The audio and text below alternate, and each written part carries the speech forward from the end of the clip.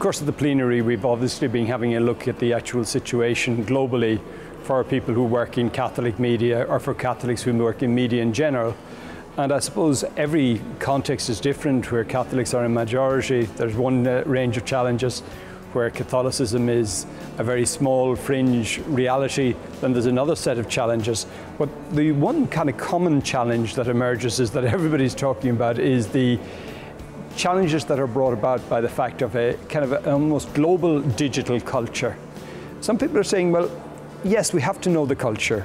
We have to understand the culture, we have to adapt to the culture, but we also need, in some ways at times, also to challenge elements of the culture.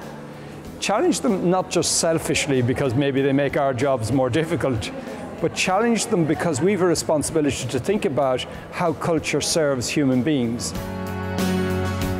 How does a church, which is so incarnational in its presence, which basically means we're all about people and physically relating to each other, and this church that is a very physical church, how do we deal with virtual reality? How do we reach out to people? And I think that's where we're struggling. So you have a Father Barron who has this amazing apologetics effort that's all on YouTube, and you see that. And yet you have dioceses or bishops that are still trying to decide whether they're going to allow comments to follow on blog posts, for example, or on the materials that they're putting up on their website. We're struggling with that in some areas.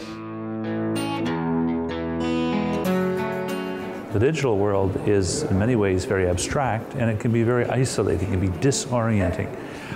People one by one looking into computer tubes, and which absorb huge amounts of time and can take away a whole life in that. But we're meant to be in relationship, personal relationship with people we see. And that's what analog means. Analogy means connectedness, relationship. And we always have to maintain that. We have to remember that the digital culture is a means to an end and not an end in itself. We have to be extremely creative. We have to operate on many platforms simultaneously. We have to rethink how we're going to get the message out, that it's not enough just to distribute documents, encyclicals, apostolic exhortations, but what are the key points? And how does each of these elements, namely internet, websites, Facebook, Twitter, each one of them can help get the message out. It does require strategy.